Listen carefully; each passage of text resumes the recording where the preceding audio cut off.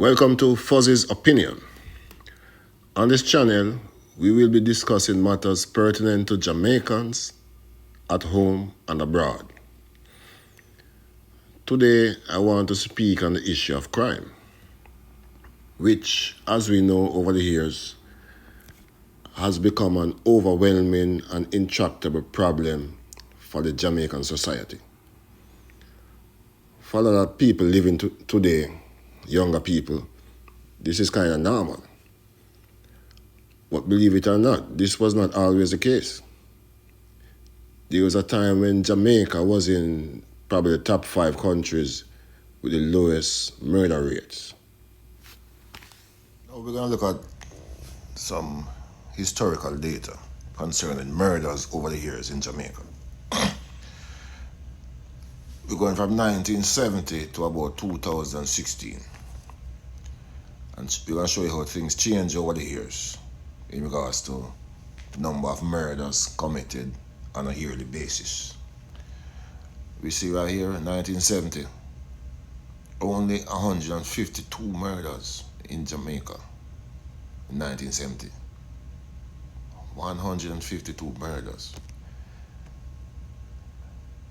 Throughout the 70s, it remained pretty low, never going above 500 throughout the 70s. 1980, you see a spike right here. That was because of the 1980 election, that well-known election where there was a sudden spike in killing, most of which were politically motivated. So we had 899 murders that year, 1980. After the election in 81, it went back down. A little bit higher than the 70s, but it went back down. It's below 500, 400 something. Throughout the 80s, it remained below 500. Higher than the 70s, as I said, but still not as high as 1980. Now, the 90s, now you start to see a little spike. Start to reach a 500 mark in the 90s. 543 in 1990. And the upward trend continue for the 90s. With a slight little dip here and there, but nothing significant. Until we reach the 2000s. That's where murders hit 1,000 for the first time in Jamaican history. In 2000. And it remained high throughout the 2000s, astronomically high. Astronomically high. Slight dip here and there, but still very high. 2016, they closed with 1,350 murders. So can you imagine, you're coming from 172 murders in 1970 to 1,350 murders. Been a steady rise over those decades. Steady rise. No significant decline. Steady rise. Now, with more people, you're gonna have more murders. But between 1970 and 2016, there was a 52% increase in population. However, there was a 788% increase in murders. So check this, a 52% rise in population and a 788% increase in murders. That's really striking. Now, these stats will lead to the obvious and logical question. What went wrong? The answer has to do with a confluence of factors such as political shenanigans, increased poverty, weak and corrupt justice system, and rapid urbanization, which led to a breakdown of traditional values and norms that once influenced social behavior and family dynamics. Now, to highlight how the society has changed over the years, I'm going to divide the society into three stages: pre-1960s, the promising 60s, and the post-1960s. Before the 1960s, majority of the Jamaican underclass resided in the countryside, where they led simple traditional lifestyle centered around farming, church, and family. All this began to unravel during the late 50s and early 60s when Jamaica started to become more industrialized. And most of this industrialization was, of course, in Kingston. So now this led to many people leaving the countryside, flocking to Kingston, looking for new economic opportunities. Unfortunately, there weren't enough jobs and housing for everyone. Now, this was a reality that led to a rise in what you call informal settlements, what people nowadays call capture land and all these things. So we have a rise in informal settlement, which, these informal settlements quickly turn into urban slums. And by the mid-70s, these slums, now with a new generation of delinquent and disaffected youths, had been transformed into full-blown bastions of crime and social dysfunction. The 70s also featured a sharp increase in political turmoil and politicians willing to exploit the poor and disaffected for political advantage. This exploitation came in the form of politicians issuing guns and imposing tribalism on the poor and disaffected. The clash of political ideologies and the attendant political violence of the 70s and early 80s had a devastating effect on the social and economic well-being of the society. Families were torn apart, sometimes with both parents fleeing to two separate locations and kids living in a third with uncles, aunts, grandparents.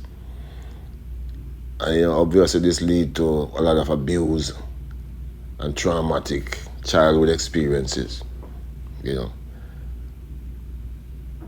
Many businesses were also closed because it became increasingly dangerous to operate in such hostile environment.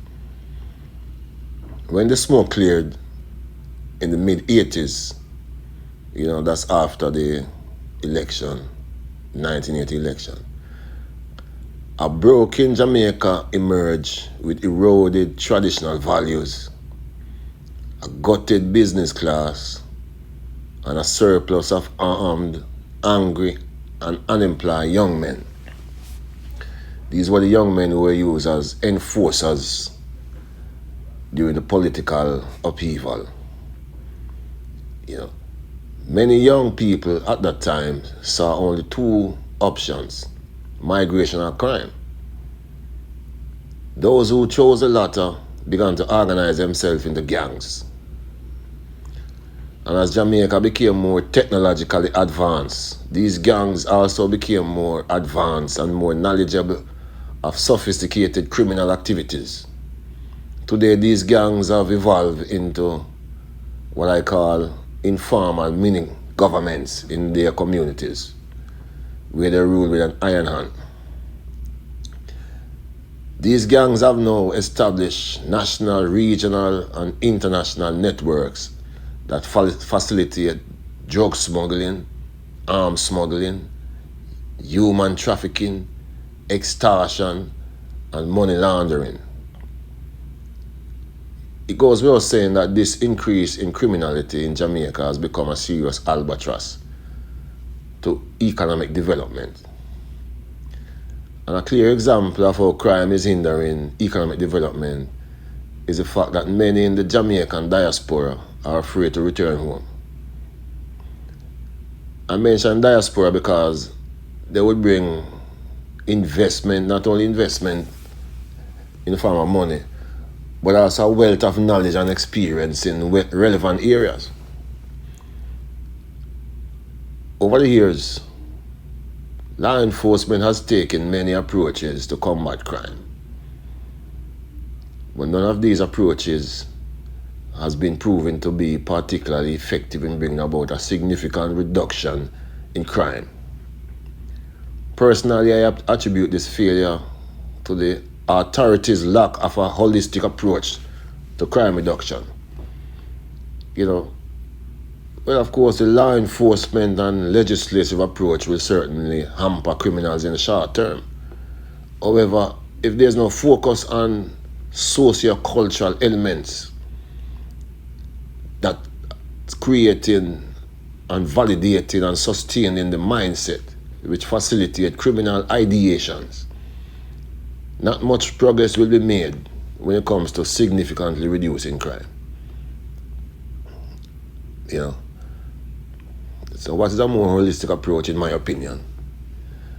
That would include reconceptualizing how kids are taught, how kids are being educated, and the role of correctional facilities. You just send a person to GP and that's it. What's the end game? What's the purpose of prison? Is it for punishment or rehabilitation? They should also counteract, disincentivize, and penalize those who spread negative and socially destructive message through music and other cultural outlet, in addition to providing more opportunities and safety nets for women. Many families in Jamaica are headed by women, and at the end of the day, it's the woman who is raising the future criminal. So if you empower the woman, maybe you could eliminate a lot of future criminality. I also believe that there should be more focus in terms of identifying the youngsters who demonstrate a proclivity for violence at a young age. You could identify those persons and intervene at an early age to steer them away from, growing up to becoming a danger to society. I believe that could help. Also, I believe there should be more efforts being made to develop community centers where you can use art, music, theater, sports to foster psychosocial development among at-risk kids in volatile communities.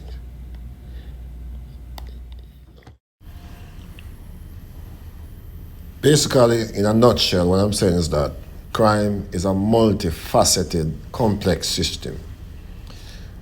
And you cannot approach crime fighting from a one-dimensional perspective. You have to have a law enforcement, an economic, and a psychological perspective when it comes to fighting crime. That's my opinion. That's Fuzzy's opinion. Like, share, and subscribe.